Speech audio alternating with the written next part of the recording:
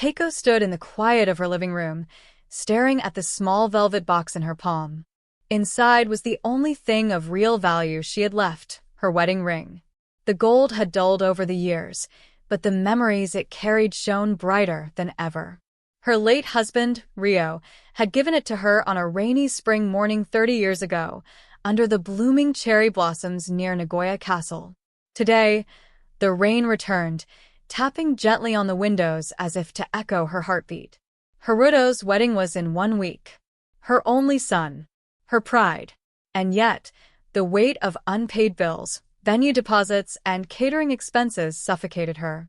Ayaka's family had set a high bar with their luxurious tastes, and Haruto, ever eager to please, wanted to match them. Keiko had said nothing, only nodded and smiled when Haruto explained he needed a little more help. She knew what she had to do. She did not want to see her son's dreams collapse. She loved him too much for that. She slipped on her coat and walked out into the drizzle, tucking the velvet box deep into her pocket. The pawn shop near Sakai Station was quiet, its neon sign flickering in the gray morning light. The man behind the counter gave her a soft look when she placed the ring down. "Are you sure about this, ma'am?" he asked gently. She nodded. Her fingers trembled, but her eyes remained steady. "I am." By the time she left the shop, she held a small envelope in her hand, filled with just enough yen to cover the final wedding payment. She pressed it to her chest for a moment before tucking it safely into her handbag. Back home, she placed a call to Haruto, telling him everything was settled. His voice sounded relieved, grateful, but rushed. "You're amazing, Mum. Thank you so much. Really." She smiled faintly, even though he had stopped calling her Oka-san since he met Ayaka. Still, gratitude was enough. As night fell, Keiko sat at the dining table, sipping weak tea and listening to the rain grow stronger. Somewhere in the distance, a train rolled past. Her fingers traced the faint line on her ring finger where the gold used to be. She whispered into the silence, "Rio, I hope I'm doing the right thing." And the rain answered with no reply. Haruto adjusted his tie in the mirror, smoothing down the stiff collar of his ivory-colored suit. The hotel suite in central Nagoya buzzed with activity. Ayaka's family had spared no expense. Waiters moved gracefully through the corridor with silver trays, decorators added final touches of white orchids, and a violinist practiced softly in the lobby below. Ayaka stood at the center of it all, a vision in silk and pearls, her mother constantly fluttering around her like a nervous butterfly. "Haruto, are you sure your mother knows where to go?" Ayaka asked, without looking up from the mirror. "Yes, I told her the address and time," Haruto replied, checking his phone. "She'll be there." Ayaka's expression tightened. "I hope she doesn't embarrass us. You know how my parents are. Everything has to be perfect." Haruto nodded slowly, forcing a smile. His stomach felt heavy. Lately, it had become harder to defend his mother. Not because she had changed, but because everything around him had. Ayaka's family operated with a quiet, ruthless elegance. Everything was polished, scripted, measured. Keiko's warm, spontaneous nature stood out like a patch of wildflowers in a designer garden. "She's simple, but she means well," Haruto said, almost to himself. "You're a grown man now, Haruto," Ayaka's father had told him during dinner last week. "It's time to let go of unnecessary influences. You are marrying into a higher circle. Appearances matter." That phrase clung to Haruto's thoughts like smoke. He knew Ayaka's family looked down on his mother's modest background, her frayed kimono sleeves, the faint smell of tatami and miso in her hair. But it was his mother who raised him alone, working night shifts at the hospital, skipping meals to make sure he could attend cram school. The guilt gnawed at him, but he kept telling himself this was for the best. Keiko would understand. She always did. Back at her small flat, Keiko laid out her outfit on the futon, a faded lavender kimono with delicate plum blossoms embroidered by hand. It was the same one she wore to Haruto's junior high graduation. She pressed the fabric gently, as if handling something sacred. She looked at the clock. 2 hours to go. Outside, the rain had stopped, and the streets of Nagoya sparkled under a timid winter sun. Keiko slipped on her shoes and took one last glance around the room. Then she whispered, "Let's make today beautiful, no matter what." She closed the door behind her, not knowing that the beauty she hoped for would never reach her. Keiko arrived at the wedding venue with time to spare. The hall was magnificent, tucked behind a towering hotel near Hisaya Odori Park, with tall glass walls and cascading white drapes. She paused at the entrance, her heart fluttering. Clutching her small clutch bag, she approached the grand double doors. A sharply dressed security guard stood by the entrance, scanning a list. He glanced at Keiko, then at the paper in his hand. "Name, please," he asked, politely but firmly. "Keiko Yamamoto," she said, bowing slightly. He ran his finger down the list and stopped. "I'm sorry. This is a private event. Family only." Keiko blinked, confused. "But I am family. I am the groom's mother." The guard straightened, uncomfortable. He looked again, slower this time. Then he said, "I've been told only certain names are allowed inside. Please wait a moment." He turned and walked briskly through the lobby doors, leaving Keiko standing in the soft winter air. She looked down at her shoes, damp from the pavement, then at her wrinkled hands clutching the silk of her kimono. Moments later, Haruto appeared. He looked dashing, every bit the handsome groom. But something in his eyes faltered when he saw her. "Mom," he said quietly, stepping outside. Keiko smiled with relief. "There you are. They said I wasn't on the list. Must be a mistake." Haruto hesitated. Then he glanced behind him, at the grand hall where Ayaka's family mingled with their guests. "Listen, Ayaka's parents were very specific. They wanted the guest list to reflect a certain standard." Keiko's smile froze. "I thought you said I'd be sitting in the front," she said softly. I know. But things changed. I tried, Mom. I really did. But they said." She stepped back, her breath catching. "You knew," she whispered. "You knew I wouldn't be allowed in." Haruto swallowed hard. "I didn't want to upset you before the day. Please, try to understand. We can have dinner next week, just the two of us. I promise." Keiko's heart twisted, but she nodded slowly. She didn't want to make a scene. Not today. She looked at her son, no longer the little boy who clung to her leg in crowded markets. "I understand," she said, her voice shaking. "I only wanted to see you happy." Haruto touched her arm, then turned and walked back inside. The guard returned to his post, silent. Keiko stood alone, the cold biting through her kimono.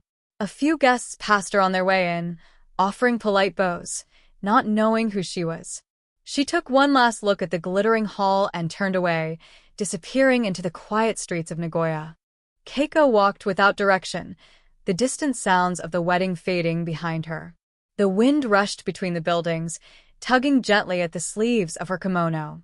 Her Geta sandals clicked softly on the pavement as she passed cafes and shops glowing with warm yellow light. But none of it reached her. She found herself back at Sakai Station, standing beside a vending machine.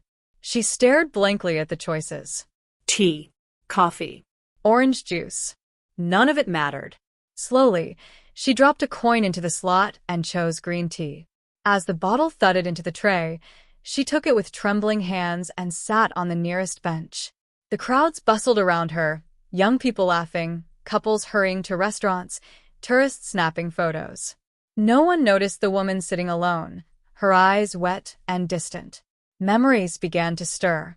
She remembered carrying Haruto on her back through this very station when he was little, his small arms wrapped around her neck, his face pressed against her shoulder. He had always been a quiet child, but affectionate, grateful. He used to bring her flowers from the school garden, tie them together with yarn. What had changed? Keiko opened the bottle and took a small sip, the warmth spreading slowly through her chest. Her mind wandered to the pawn shop, to the ring she had left behind. Her husband's ring. Their promise. A small part of her had imagined giving it to Haruto today. A symbol. A connection. Now it sat in a drawer behind a glass counter, its value reduced to yen. She watched the station entrance as people came and went. Then, a familiar figure appeared through the crowd. Old, hunched, wearing a coat patched at the elbows. It was Junpei, her late husband's brother. He had not been at the wedding. Of course not. He had always kept to himself, preferring radio over company. "Keiko," he said, surprised. She stood slowly. "Junpei-san. What are you doing here? You're not at the wedding." She shook her head, her eyes lowering. "I wasn't allowed in." He stared at her for a moment. Then, with a sigh, he sat beside her on the bench. "They've forgotten," he said, "what it took to raise a child. They think success erases struggle." Keiko didn't reply. Her silence said enough. Junpei pulled a small wrapped package from his coat pocket. "I was going to give this to Haruto, but I think you should have it." She opened the paper. Inside was an old photo, Haruto, maybe 5 years old, asleep in her lap. She touched the image gently. "I wish he remembered," she whispered. "He will," said Junpei. "Maybe not today, but one day." They sat quietly, letting the station's hum wash over them. It was not the reunion Keiko had imagined, but it was real. It was human. The next morning, Keiko awoke to the pale light of dawn filtering through her curtains.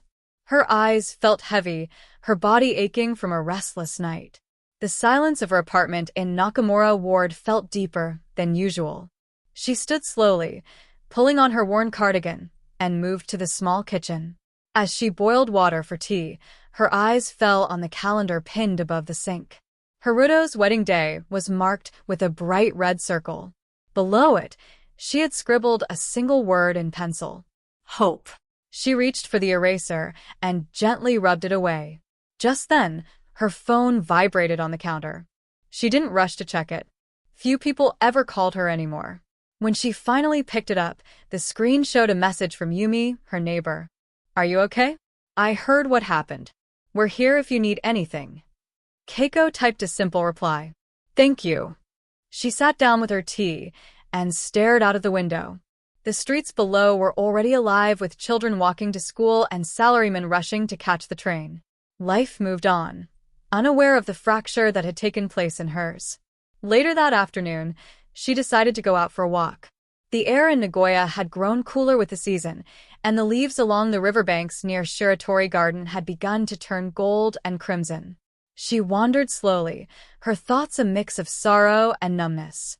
Outside a small stationery shop, she noticed a wedding magazine displayed in the window. On the cover, a smiling bride in a silk gown held a bouquet of white lilies. For a moment, Keiko imagined what it would have felt like to stand beside Haruto's bride, to hand her that bouquet, to give a speech from the heart. A sudden sound behind her made her turn. "Keiko-san." It was Yumi, holding a small paper bag in one hand. "I was just picking up some ink for my daughter's calligraphy club," she said cheerfully, but her eyes were filled with concern. "I've been thinking about you." Keiko managed a faint smile. "Thank you, Yumi-san. You've always been kind." They stood in silence for a moment before Yumi spoke again. "Did you ever get an invitation to the reception dinner tonight?" Keiko looked up, puzzled. "Dinner?" Yes. Haruto's wife's family arranged a second celebration. Smaller, just for family. Keiko's breath caught. I didn't know." Yumi bit her lip. "I assumed you were going, but maybe they forgot to send one. Or perhaps they had not forgotten at all." Keiko thanked her and walked home in silence. That evening, she sat in her chair, looking at her reflection in the darkened window. Her face looked older somehow, more tired, but there was something else there too, a quiet strength. She stood and opened her drawer. Inside was a single envelope, never used. Slowly, she began to write a letter. She didn't know if she would send it, but she wrote anyway. Keiko woke the next day with an unfamiliar stillness inside her. Not peace exactly, but a kind of quiet. The sort that comes after a storm has passed. The apartment, though small and aging, felt warm with a soft scent of tatami and yesterday's tea. She rose, brushed her hair with care, and placed the letters she had written the night before into the top drawer. She didn't seal it. Something in her heart told her the time to send it hadn't come. Or perhaps it never would.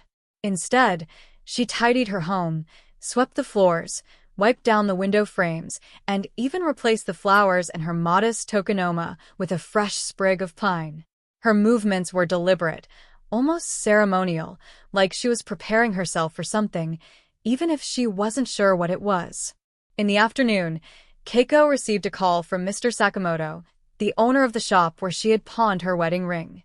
His voice was always calm, but today, it carried a rare gentleness. "Keiko-san, I just wanted you to know. I placed the ring in the front case this morning. It's a beautiful piece. But if you change your mind, it will be here. No rush." Keiko thanked him sincerely. The idea of the ring displayed for strangers to see made her chest tighten, but she had no room to feel ashamed. Her decision had come from love.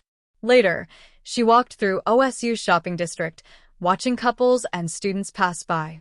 The shops were vibrant with music and laughter, a world alive with color and celebration. She stood for a while in front of a mirror stall, where reflections shifted with the light. One moment, she looked like her younger self, another like her mother. She walked on, lost in thought, until she found herself near Atsuta Shrine. It had been years since she visited. The trees whispered above her as she stepped through the torii gate. Her steps slowed on the stone path as she passed worshippers and tourists alike. She lit an incense stick and stood before the offering box. She did not pray for forgiveness. She did not pray for Haruto. She simply whispered, "Let me remember who I am." And in that silence, she found an answer. Not in words, but in the feeling of the ground beneath her feet, in the wind tugging gently at her sleeves, in the faint sound of laughter far off beyond the trees. She stayed until sunset, and when she left the shrine, she walked taller. A week later, as the early autumn breeze rustled the ginkgo leaves along the Nagoya streets, a pale cream envelope slipped through Keiko's letterbox. She almost ignored it. These days, most letters were bills or circulars. But something about the handwriting made her pause. It was precise, almost rehearsed, as if the writer had taken great care not to betray any emotion. She opened it with slow hands. Inside, on thick cardstock with a glossy finish, was an invitation to Haruto's wedding. The words were polite, formal, distant. "You are cordially invited to the wedding ceremony of Haruto Nakamura and Ayaka Fujimoto at the Nagoya Prince Hotel, Saturday, 11 o'clock. There was no note, no apology, no warmth. Keiko stared at the invitation for several minutes, her fingers trembling ever so slightly. She should have felt joy, or relief, or even closure. But what she felt was a deep ache. Not from being invited late, nor from the impersonal tone, but from the confirmation that she was merely an afterthought. A final tick on a list. Still, she placed the invitation on her table, next to the silent letter in her drawer.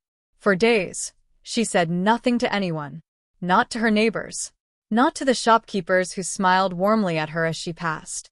She walked her same quiet route to the market, bought the same groceries, and returned with the same plastic bags swinging at her side. But inside, something had changed.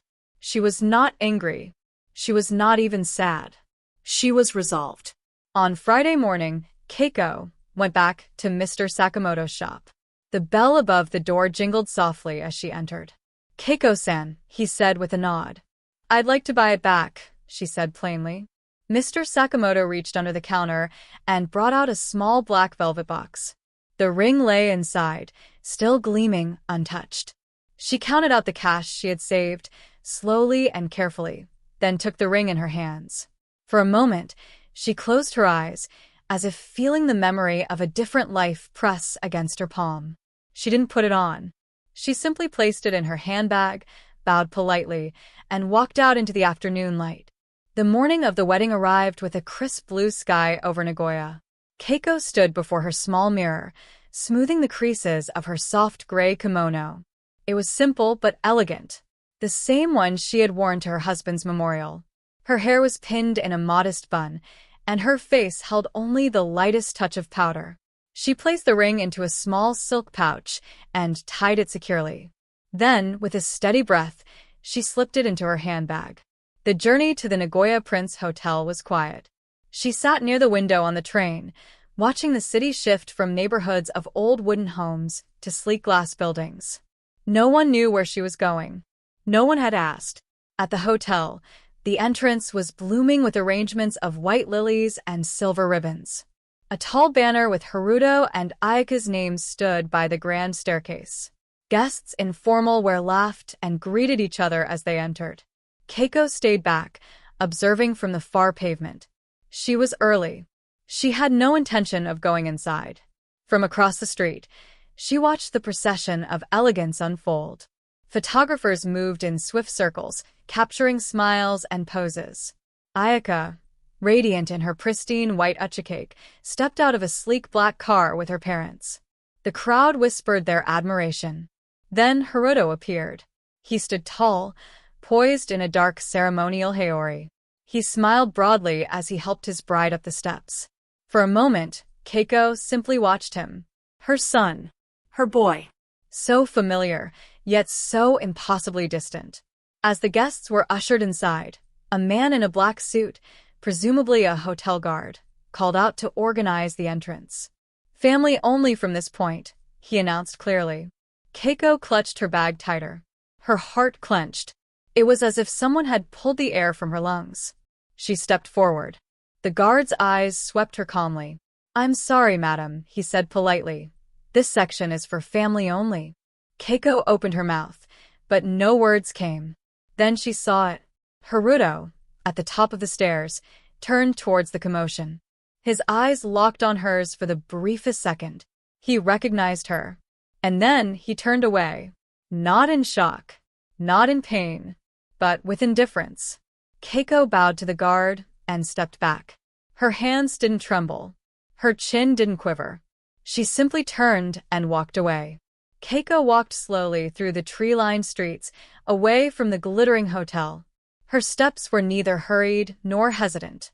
The day was still bright, but the shadows were beginning to stretch longer on the pavement. She made her way to a quiet park near the Shiratori Garden, one she used to visit with Haruto when he was small. There was an old stone bench beneath a cherry tree that had long since lost its bloom. She sat down gently, placing her handbag beside her. The ring was still inside, in its little silk pouch. She took it out, resting it on her palm. It sparkled faintly in the sunlight, but the weight of it felt different now. Once, it had been a symbol of promises, of beginnings.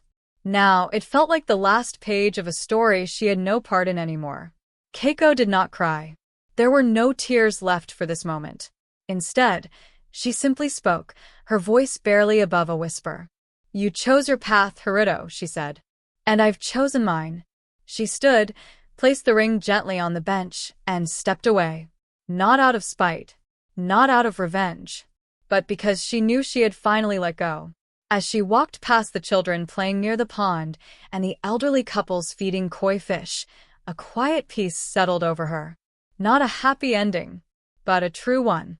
That evening, she returned to her apartment, watered her small balcony plants, and prepared a simple dinner of miso soup and rice. She sat by the window, looking out at the night. Nagoya glittered in the distance, but her heart was quiet. The days passed, slow and quiet, like the autumn leaves drifting down from the trees outside Keiko's window. She didn't mark the calendar. She no longer waited for phone calls or messages. The silence that once hurt her now felt like an old companion, familiar and unthreatening. One afternoon, while sweeping the small walkway in front of her apartment, a neighbor greeted her. "Keiko-san, have you heard from your son recently?" the old woman asked kindly. Keiko smiled gently. "No, not for some time." The woman looked briefly concerned, but said no more. In Nagoya, people knew when not to push. Later that evening, Keiko sat down to write. Not a letter to Haruto, but in her journal. She wrote about the park, the wedding day, the ring she left behind. She wrote about silence and pride, and what love sometimes becomes. She paused for a long while, staring at the last sentence. "I gave everything I could, and that is enough." The next morning, she took the tram to the library, then strolled through the OSU shopping streets. She paused in front of a small jeweler shop. Inside the display case was a modest silver band with a single garnet stone. She stood for several moments before stepping inside. "I'd like to buy this," she said to the shopkeeper. "For yourself?" he asked. She smiled. Yes. "For myself." That night, she placed the ring on her finger and looked at it under the kitchen light. It wasn't a replacement. It was a new story. Some nights, she still thought of Hiruto. She thought of his little boy laugh, of the way he used to hold her hand as they crossed the street. But the ache had lessened. The shadows no longer felt so cold. Keiko didn't need an apology to move forward. She only needed the courage to stop waiting. And that was exactly what she found.